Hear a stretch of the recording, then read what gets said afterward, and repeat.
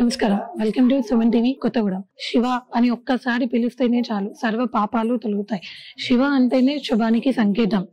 ఇప్పుడు మనం భద్రాచలం నుంచి పర్ణశాల వెళ్లే మార్గ మధ్యంలోని నర్సాపురం అనే గ్రామంలో అదే ఆధ్యాత్మికంగా చిన్న అరుణాచలం అని కూడా పిలువబడుతుంది. 300 సంవత్సరాల క్రితం నుంచి నాగేంద్రుడు ఒక పుట్ట రూపంలో ఈ గ్రామంలో కొలువై ఉన్నారు. ఆయనే ఇక్కడ శివలింగాన్ని ప్రతిష్ఠించాలి అనే సంకల్పాన్ని ఒక ప్రభుత్వ ఉద్యోగి అయిన శివనాగస్వామి వారి ధ్యానంలో కనిపించి ఆయన ద్వారా ఈ సంకల్పాన్ని ఇక్కడ నెరవేర్చుకున్నారు. ఇక్కడ ఈ గుడిలో మన విశేషం ఏంటి అని అంటే, Avira Women's Day special offer 50% off on IUI IVF valid till 8th March. మీకు ముందుగా చెప్పినట్టు చిన్న అరుణాచలం అని పిలువబడుతుంది. ఎందుకంటే అక్కడ పెద్ద అరుణాచలంలో తిరువనామలైలో ఎలా అయితే అష్టదిక్పాలకులుగా అగ్నిలింగం, వాయులింగం ఇవన్నీ ఉన్నాయో ఈ శివలింగానికి కూడా అదే రూపంలో ఇక్కడ మిగిలిన లింగాలు కూడా ఉన్నాయి. మరి ఒక విశేషం ఏంటంటే, గర్భాలయం చుట్టూ కూడా ప్రపంచవ్యాప్తంగా కొలువై ఉన్న 12 జ్యోతిర్లింగాలకి కొంచెం కూడా తీసిపోకుండా 12 జ్యోతిర్లింగాలు ఇక్కడ ప్రతిష్టపడి ఉన్నాయి. ఈ ఆలయ గురించి ఇంకా విశేషాలు శ్రీ శివనాగ స్వామి వారిని అడిగి మనం తెలుసుకుందాం.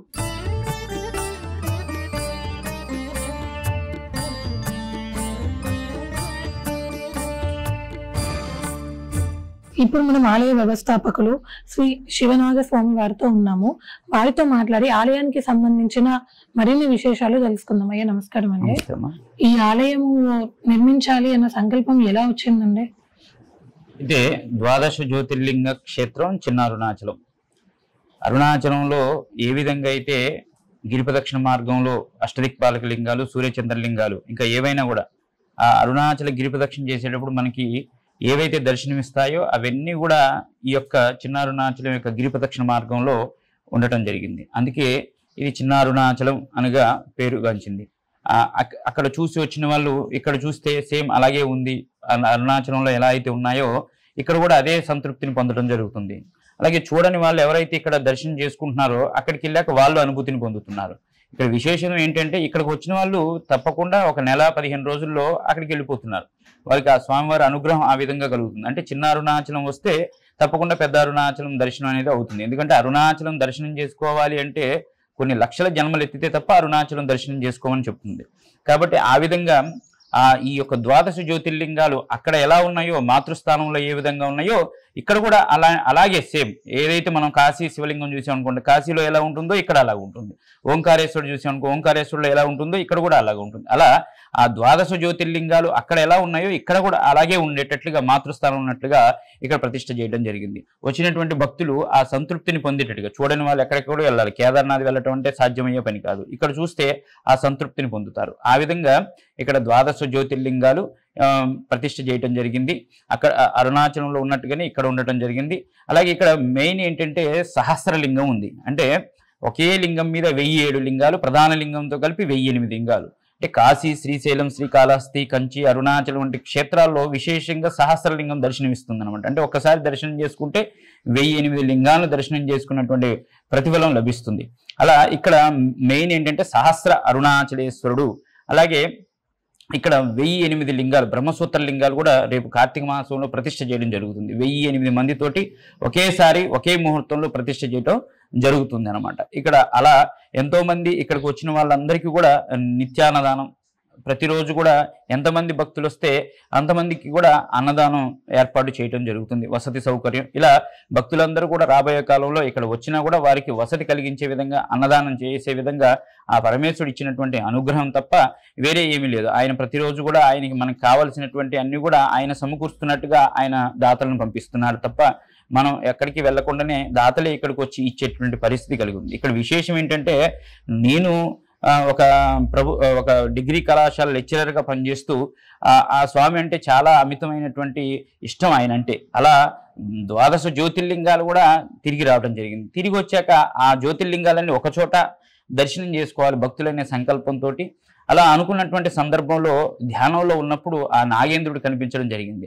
ఆ నాగేంద్రుడు ఆ పుట్ట ఎక్కడుందా అని వెతుక్కుంటూ వస్తే చివరాఖరికి ఏంటంటే మా పూర్వీకులు ఉన్నటువంటి స్థలంలోనే ఆ నాగేంద్రుడు ఉండటం, ఆ నాగేంద్రుడు అక్కడ ఎలా అయితే మనకు కనిపించాడో ఆ పుట్ట అంతా కూడా పరిసర ప్రాంతాలు మన ధ్యానంలో కనిపించినట్టుగా ఇక్కడ కూడా కనిపించటం, ఆ విధంగా ఇక్కడ 8,000 రూపాయలతోటి ఈ యొక్క ఆలయ నిర్మాణం మొదలు పెట్టడం జరిగింది. అలా ఆ నాగేంద్రుడు ఇక్కడ ఉండి స్వయంగా ఉండి ఆయనే ఇన్ని కోట్ల వ్యవస్థ తయారు చేసేది ఎవరై అంటే ప్రధానంగా ఉన్నటువంటి శక్తి ఆ నాగేంద్రుడు. అందుకే ఆయనే నిర్మాణం చేయించుకోవాలనుకున్నాడేమో. అందుకనే ప్రతి సోమవారం కూడా ఈ యొక్క గర్భాలయంలోకి వచ్చి ఆయన నివసించి ఉదయం మంగళవారమే వెళ్ళిపోతూ ఉంటాడు అనమాట. అలా ఆయనే స్వయంగా వచ్చి ఇక్కడ నివసించడం జరుగుతున్నటువంటి క్షేత్రం ఇది. అలా ఆయన పోయిన కనుమ రోజైతే లింగానికి చుట్టుకొని దర్శనం ఇచ్చాడు ఉదయాన్నే. అలా ఆ సుప్రభాతం అయ్యి అంటే ఇక్కడ అప్పుడు జనసంఖ్య అనేది తక్కువ, భక్తులకి తెలియదు అనమాట ఆ పోయిన కనుమ రోజు. అలా అర్చకులు తలుపు తీయగానే ఆ నాగేంద్రుడు లింగానికి చుట్టుకొని దర్శనం ఇవ్వటం. సోమవారం అయితే ఆ పైనుంచి మనకి గర్భాలయంలోంచి మనకి ఆ యొక్క నాగేంద్రుడి సౌండ్ కూడా వినపడుతూ ఉంటుంది. అలా స్వయంగా నాగేంద్రుడే కొలువై ఉన్నటువంటి క్షేత్రం ఇది. ఆ విధంగా ఈ యొక్క క్షేత్రంలో వచ్చినటువంటి భక్తులందరూ కూడా ఈ యొక్క సహస్రలింగాన్ని చూసి సంతృప్తి పొందడం జరుగుతూ ఉంటుంది అనమాట. అలా ఇక రాబోయే కాలంలో ఇక్కడ రాజగోపుర నిర్మాణం కూడా పెద్ద అరుణాచలం నుంచి నడుచుకుంటూ ఇక్కడికి రావాలి, వచ్చి ఈ రాజగోపుర నిర్మాణం పూర్తి చేయాలనే సంకల్పం చేసుకోవడం జరిగింది. అలా ఆ యొక్క రాజగోపుర నిర్మాణంతో ఇప్పుడు జరుగుతున్నటువంటి నిర్మాణ కార్యక్రమం అంతా కూడా పూర్తవుతుంది. ప్రతిరోజు ఇక్కడ స్వామివారికి ఏ పూజా కార్యక్రమాలు జరుగుతాయండి? అంటే ఇక్కడ విశేషంగా ఏంటంటే స్వామివారికి ఉదయాన్నే అభిషేకం జరుగుతుంది. మన గోశాల నుంచి వచ్చేటువంటి స్వచ్ఛమైనటువంటి ఆవు పాలతోటి మాత్రమే అభిషేకం చేయడం జరుగుతుంది సహస్రలింగానికి. అలాగే ప్రతి మాస శివరాత్రి రోజు విశేషంగా భస్మాభిషేకం జరుగుతుంది అనమాట. అన్ని జ్యోతిర్లింగాలన్నిటికీ కూడా భస్మాభిషేకం జరగడం జరుగుతుంది.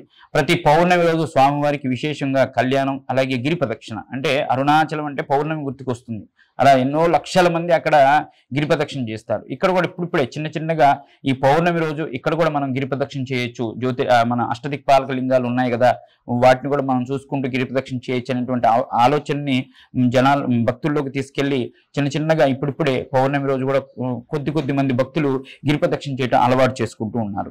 అలా ఇక్కడ విశేషంగా ఈ యొక్క కళ్యాణం, భస్మాభిషేకం జరుగుతూ ఉంటుంది. అయితే కార్తీక మాసంలో విశేషంగా జరుగుతాయి.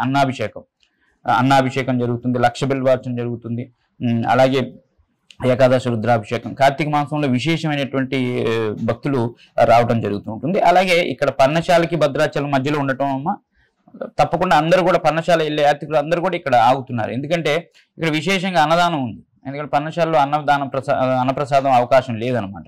కాబట్టి ఇక్కడ తప్పకుండా ఇక్కడికి వచ్చి అన్నప్రసాదం తీసుకురించి 250-300 మంది ప్రతిరోజు కూడా వస్తూ ఉంటారు.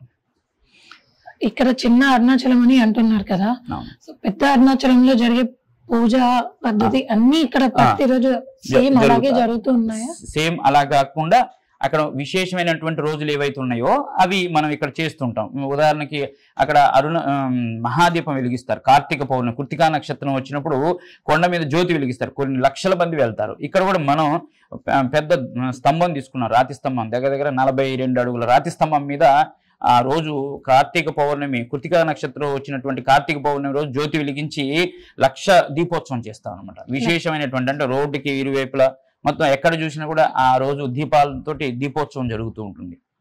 అది విశేషం అంటే ఏంటంటే మనకి శివముక్కోటి రోజు బ్రహ్మోత్సవాలు జరుగుతాయి. శివముక్కోటి అంటే అరుణాచలేశ్వరుడు ఉద్భవించిన రోజు అంటాం శివముక్కోటి. అట్లా మనకు వైకుంఠ ఏకాదశి ఎలాగో ఇక్కడ కూడా శివుడికి శివముక్కోటి జరుగుతూ ఉంటుంది. అంటే శివుడు అరుణాచలేశ్వరుడు ఉద్భవించిన రోజే శివముక్కోటి అంటాం.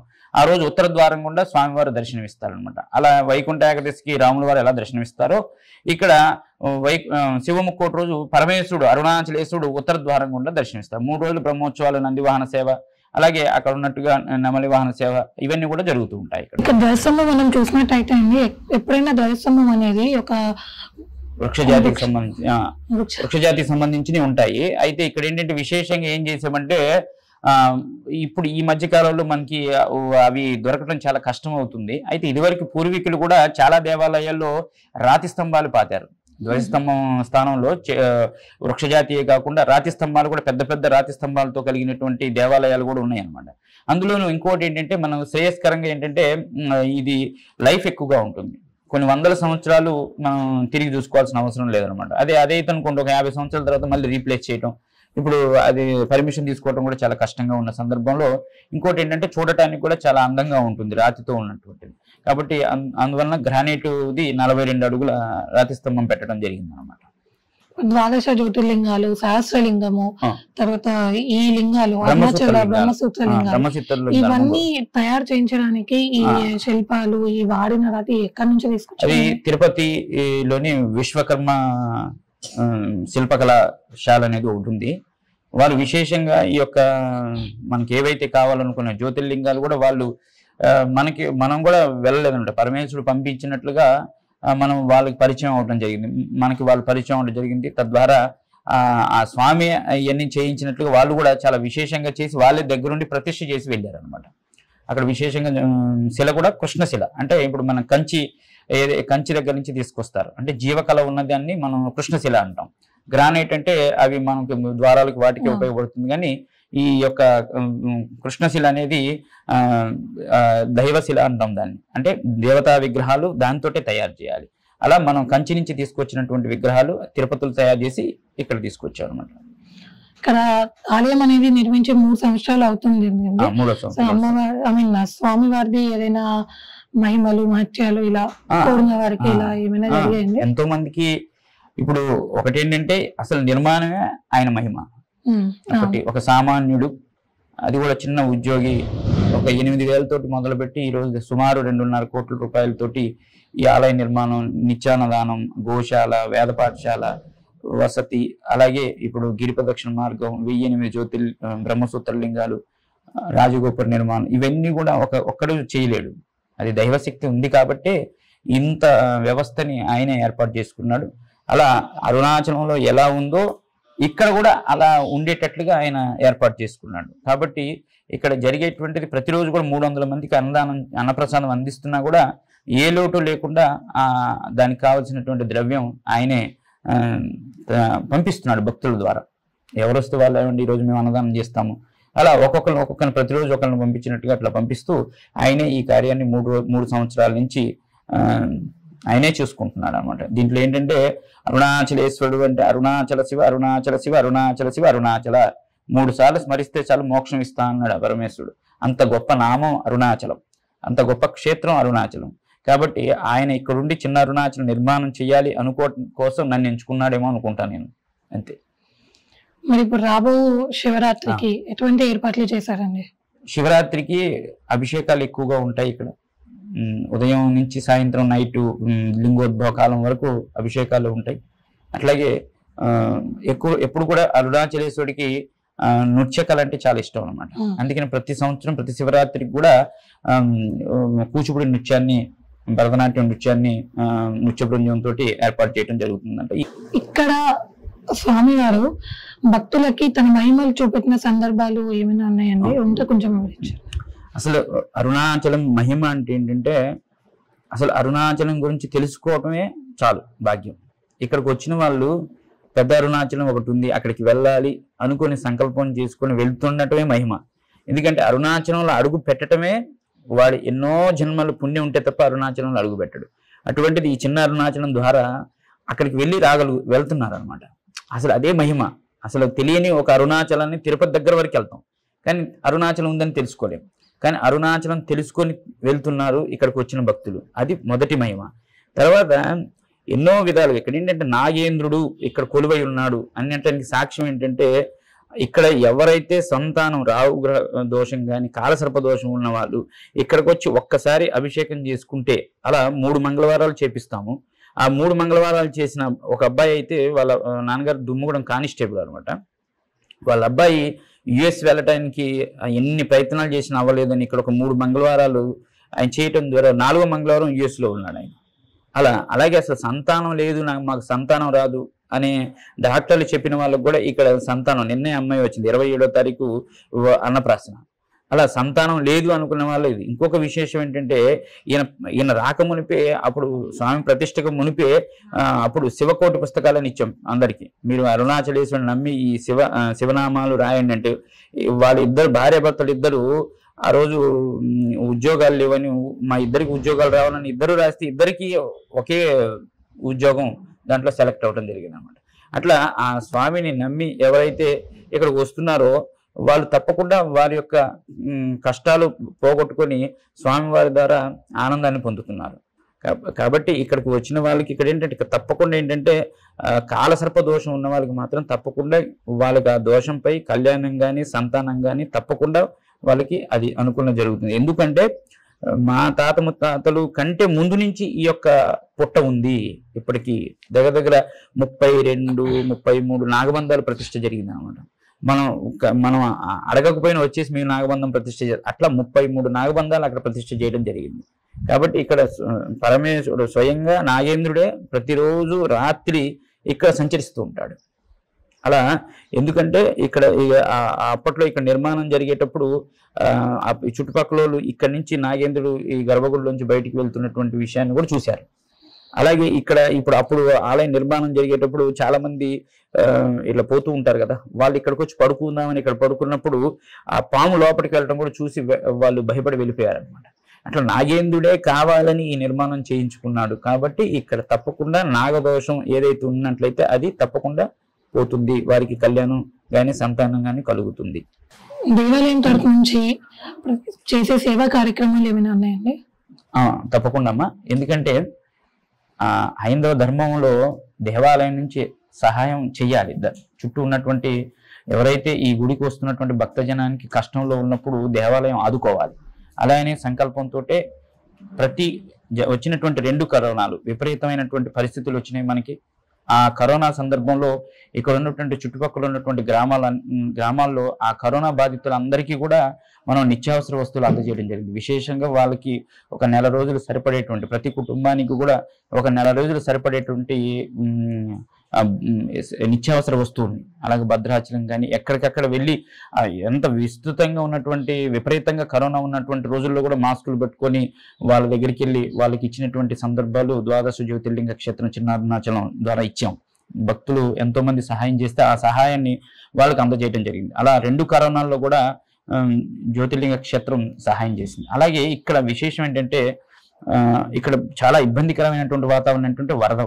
ఇక్కడ ఉన్నటువంటి గోదావరిక పరివాహక ప్రాంతం అవటం వల్ల వరద అనేది ఈ 2 సంవత్సరాలు గత 2-3 సంవత్సరాలు బాగా వచ్చింది. ఆ వరద ప్రాంతాల్లో కూడా పడవల మీద వెళ్ళి కూడా వాగులు దాటుకుంటూ వెళ్ళి కూడా అక్కడ అభాగ్యులందరికీ కూడా మనం ఆ యొక్క నిత్యావసర వస్తువులు కానీ వాళ్ళకి కావాల్సినటువంటి దుప్పట్లు కానీ అన్నప్రసాదం కానీ అందించడం జరిగింది. అలా విశేషంగా ఇప్పటికీ కూడా ఎవరన్నా వచ్చి లేకపోతే ఏదైనా పేపర్లో చూస్తే వైరాల్లో కూడా పోయినసారి వైరాల్లో కూడా ఒక అమ్మాయికి హెల్త్ బాగలేదంటే 10,000 రూపాయలు హాస్పిటల్ ఖర్చులు పంపించడం జరిగింది. అలా ఈ పేపర్లో చూసి ఏదైనా మనం చెయ్యాలి అనుకున్న వెంటనే కూడా మన భక్తజనం అందరూ కూడా ఆ డబ్బును సమకూర్చడం అలా వెంటనే వాళ్ళకి సహాయం చేయటం కూడా జరుగుతూ ఉందన్నమాట. అలాగే ఇప్పటికీ కూడా మన భద్రాచలం ఉన్నటువంటి ఆ దేవాలయ పరివాహక ప్రాంతంలో ఉన్నటువంటి భక్తజనులందరికీ అంటే ఉంటారు కదా, వాళ్ళకి లేని వాళ్ళ సాయంత్రం ఫుడ్ లేని వాళ్ళకి మధ్యాహ్నం ఫుడ్ లేని వాళ్ళకి కూడా మనం ఇక్కడ అన్నదాన సత్రం నుంచి వాళ్ళకి పంపించడం జరుగుతూ ఉంటుంది అన్నమాట. ఇలా ఆ అరుణాచలేశ్వరుడు కృపా కటాక్షాలతోటి సేవా కార్యక్రమాల్లో కూడా జ్యోతిర్లింగ క్షేత్రం ముందుంటుంది.